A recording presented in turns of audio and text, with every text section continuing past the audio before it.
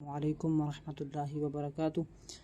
मोहतरम नाज़रीन व सामिईन, उम्मीद करता हूँ आप तमाम भाई खैर वाफ़ियत से होंगे। अल्लाह पाक आपको खुश रखे, आबाद रखे। मैं अपने चैनल क़ारी समीर तारी पर आपको खुश आमदीद कहता हूँ। प्यारे भाइयों, हमारा यहाँ तक हो गया था मुकम्मल। सवाल नंबर 60 हो गया था, इमाला किसे कहते हैं। आज हम 61 पढ़ेंगे। इमाला की रा को किस तरह पढ़ेंगे। इमाला की रा को उर्दू के लफ्ज़ क़तरे की रा की तरह पढ़ेंगे, यानी री नहीं बल्कि रे पढ़ेंगे। फॉर एग्ज़ाम्पल, एक लफ्ज़ है कुरान पाक में 12वें पारे में मजरेहा। इसको बहुत सारे लोग हैं जो इसमें इस चीज़ का लिहाज नहीं करते, मजरीहा पढ़ते हैं। हालांकि ये कुरान पाक में ऐसा एक ही लफ्ज़ है जिसमें इमाला कुबरा हुआ है और ये करना ज़रूरी है। मजरेहा, देखिए मजरीहा नहीं पढ़ना बल्कि मजरेहा। इन्होंने मिसाल दी कि उर्दू के लफ्ज़ क़तरे की रा की तरह पढ़ें। आगे है वक्फ़ के क्या माना है। वक्फ़ के माना ठहरने और रुकने के हैं, यानी वक्फ़ का माना होता है रुकना, ठहरना।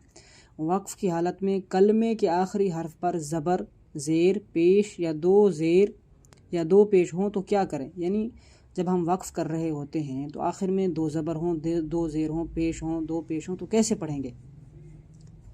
दो पेश हों, दो ज़बर की बात नहीं हो रही, दो पेश हों, दो ज़ेर हों, एक पेश हो, एक ज़ेर हो, फिर कैसे पढ़ेंगे।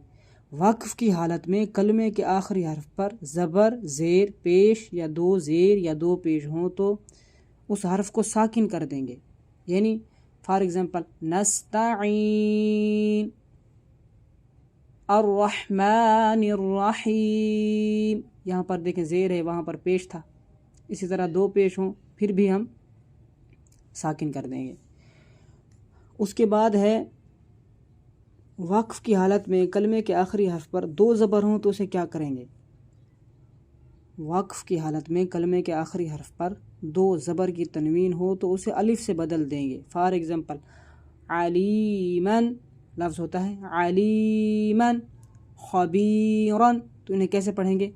अलीमा अलिफ से बदलेंगे, खबीरा, बसीरा।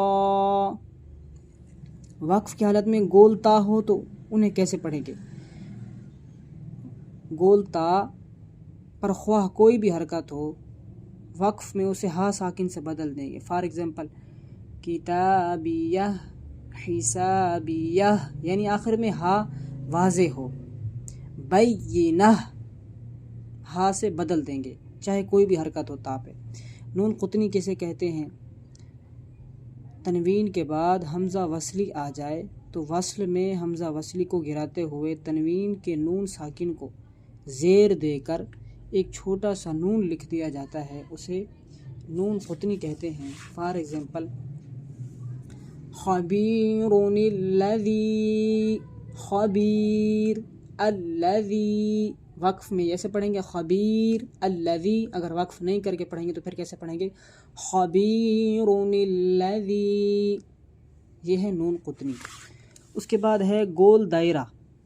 वक्फ़ की कौन सी अलामत है, इस पर क्या करना चाहिए। ये वक्फ़ ताम यानी आयत के मुकम्मल होने की अलामत है, इस पर ठहरना चाहिए। आपने नोट भी किया होगा कि एक आयत के बाद फिर दूसरी आयत, फिर दूसरी आयत, ये आयत के मुकम्मल होने की निशानी है। गोल दायरा बना होता है, वहाँ पर हम वक्फ़ करके ठहर जाते हैं, यहाँ पर ठहरना चाहिए। मीम वक्फ़ की कौन सी अलामत है, इस पर क्या करना चाहिए। ये वक्फ़ लाजिम की अलामत है, यहाँ पर ज़रूर ठहरना चाहिए। बहुत सारे लोग इसमें कमी पेशी कर देते हैं, कुछ ठहरते हैं कुछ नहीं ठहरते, लेकिन ज़रूर ठहरना चाहिए। उसके बाद है त्वा वक्फ़ की कौन सी अलामत है, इस पर क्या करना चाहिए। ये त्वा वक्फ़ मुतलक की अलामत है, यहाँ पर ठहरना बेहतर है। जीम वक्फ़ की कौन सी अलामत है, इस पर क्या करना चाहिए। ये वक्फ़ जायज़ की अलामत है, यहाँ पर ठहरना भी बेहतर है और ना ठहरना भी बेहतर है। यानी इंसान को इख्तियार है, अगर ठहर जाए तो फिर भी सही है, अगर ना ठहरे तो फिर भी कोई मसला नहीं है। ज़ा वक्फ़ की कौन सी अलामत है, इस पर क्या करना चाहिए। ये वक्फ़ मुजव्वज़ की अलामत है, यहाँ पर ठहरना जायज़ मगर ना ठहरना बेहतर है। यानी बंदे का अगर सांस टूट जाए तो फिर ठहर जाए, अगर सांस बाकी है तो यहाँ पर ना ठहरे। सौद वक्फ़ की कौन सी अलामत है, इस पर क्या करना चाहिए। ये वक्फ़ मुरख़्ख़स की अलामत है, यहाँ पर मिला कर पढ़ना चाहिए। یہاں پر جہاں صاد ہو تو وہاں پر ٹھہرنا نہیں بلکہ ملا کر پڑھنا چاہیے۔ لا پر وقف کی وضاحت فرمائیے۔ اگر آیت کے اوپر لا لکھا ہو یعنی گول دائرہ بنا ہوتا ہے، اس کے اوپر اگر لا ہو لکھا ہوا ہو تو ٹھہرنے اور نہ ٹھہرنے میں اختلاف ہے، یعنی کچھ ائمہ کرام لکھتے ہیں کہ ٹھہرنا چاہیے، کچھ لکھتے ہیں کہ نہیں ٹھہرنا چاہیے۔ آیت کے علاوہ اگر لا ہو تو وہاں پر نہ ٹھہریں۔ آخری ہے کہ اعادہ کسے کہتے ہیں؟ وقف کرنے کے بعد پیچھے سے ملا کر پڑھنے کو اعادہ کہتے ہیں۔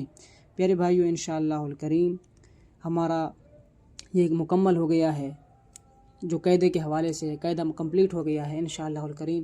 اگلی ویڈیو میں ہم قرآن پاک سیکھنا سٹارٹ کریں گے، تب تک کے لیے مجھے اجازت دیجیے۔ اللہ پاک آپ کا حافظ و ناصر ہو۔ السلام علیکم ورحمۃ اللہ وبرکاتہ۔